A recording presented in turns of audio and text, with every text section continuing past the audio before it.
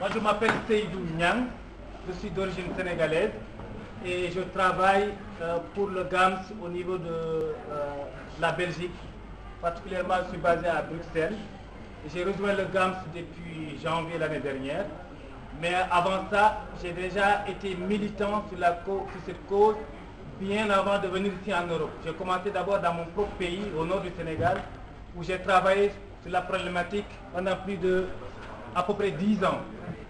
Et quand je suis arrivé en Europe, j'ai continué dans la même mouvance en travaillant d'abord pour la même organisation au niveau de la France. Et quand je suis arrivé en Belgique, je me suis rapproché de GAMS et comme ça, j'ai continué le même combat avec eux.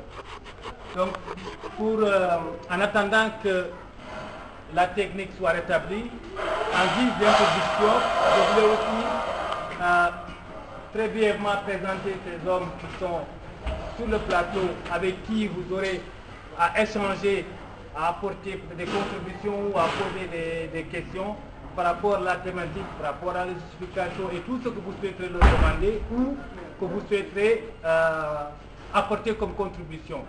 Ce sont des hommes qui font partie du projet que Fabien va vous présenter une fois que la technique sera rétablie, au projet Men Speak Out, qui ont été formés de septembre jusqu'en décembre l'année dernière sur toute la thématique, sur le genre, sur comment aborder la problématique, comment communiquer là-dessus. Et ces hommes-là sont appelés aussi à mener des activités comme celles d'aujourd'hui auprès de leurs différentes communautés d'origine pour essayer d'en parler encore et encore pour que les gens soient beaucoup plus conscients. Donc je commencerai par lui. Il s'appelle Moussa, il est mauritanien. Il est au centre Pépon de la Croix-Rouge.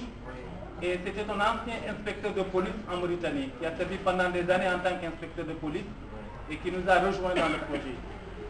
Puis M. Touré qui lui est guinéen, qui est à la fois écrivain, mais aussi qui est président d'une association de ressortissants guinéens au niveau de Liège particulièrement.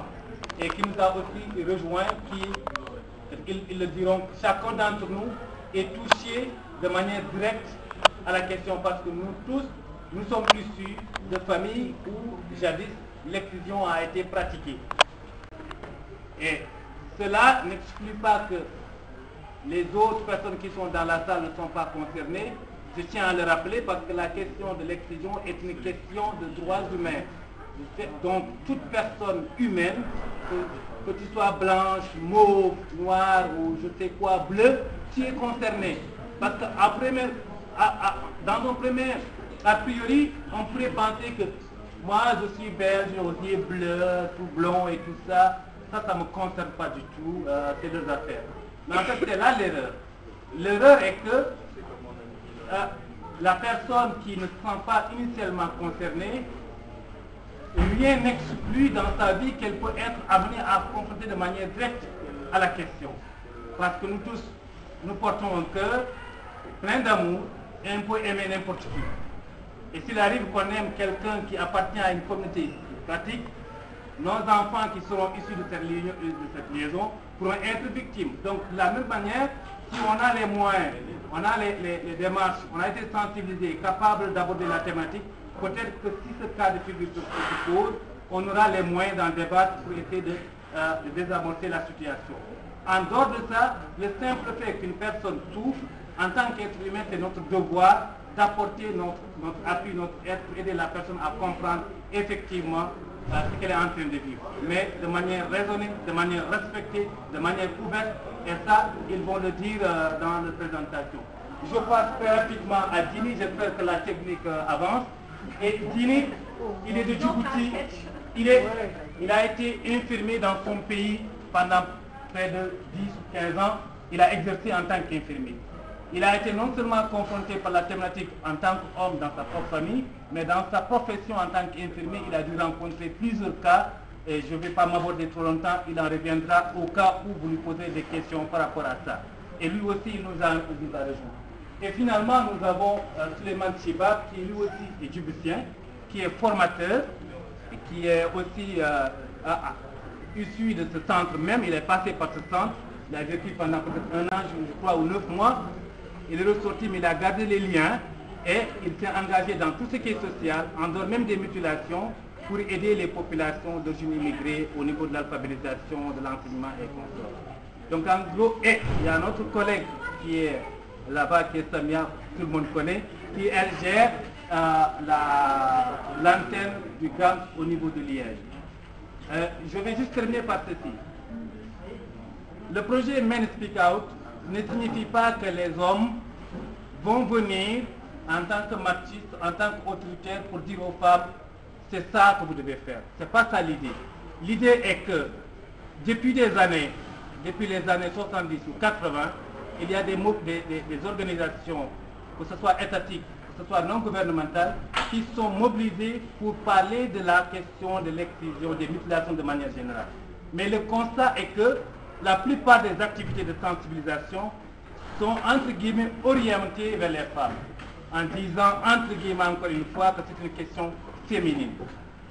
Et c'est là aussi c'est une grosse erreur parce que une question féminine par nature est question masculine. Parce que moi je suis issu d'une femme, c'est une femme qui m'a mise au monde.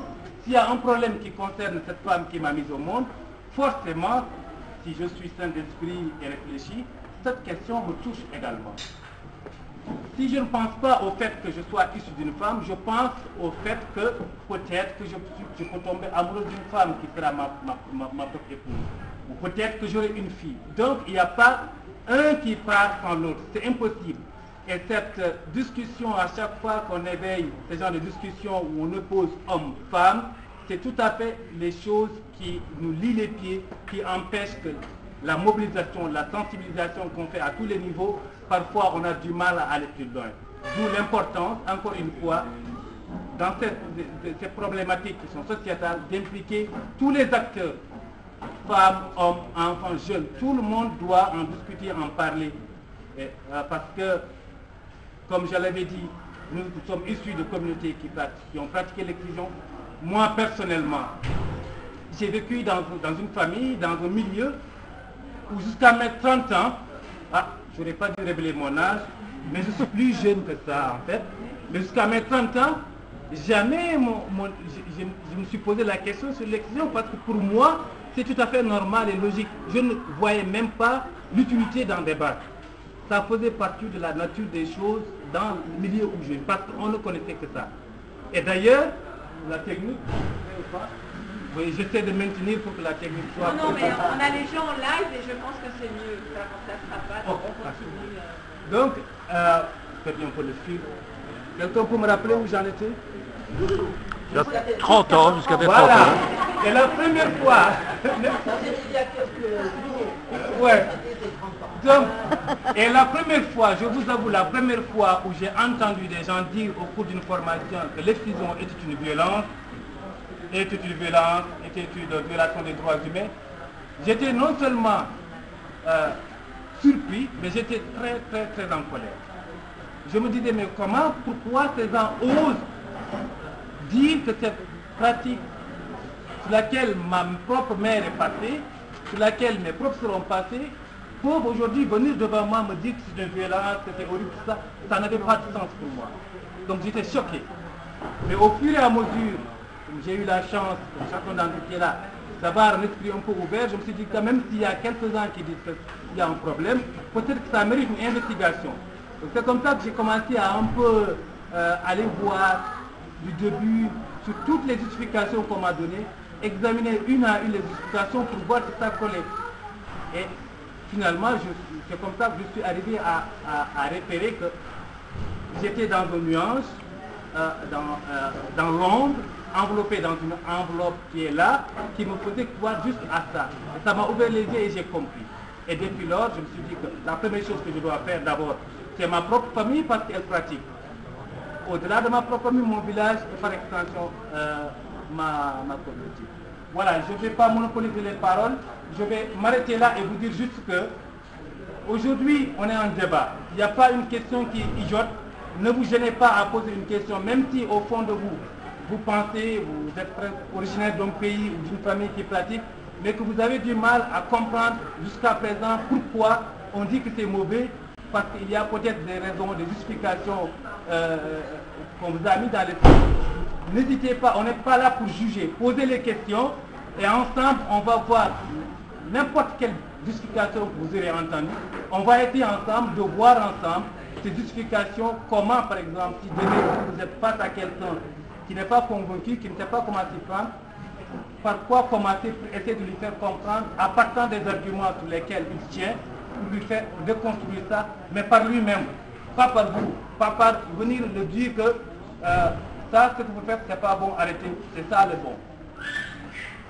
Mais on va essayer de voir, à travers la personne qui croit à quelque chose, à travers une justification, quel élément on peut lui donner pour que lui-même, il fasse un effort et essaie de comprendre par lui-même. Donc ça viendra de l'intérieur. De ce coup, je vais juste m'arrêter là. Et au cas où il y a besoin d'une question particulière qui m'est adressée, je ferai de mon mieux pour répondre. Mais le panel est à vous. On va peut-être, comme il y a un problème de technique, on va commencer par eux. Chacun dira un mot. Et ce sera ouvert. On n'a pas une ligne directrice, ça doit passer comme ça. C'est un débat ouvert. N'hésitez pas à contribuer, poser des questions et on fera ce qu'on peut. Voilà, merci beaucoup pour être là encore une fois. Donc ce qui est bien, c'est que le projet s'appelle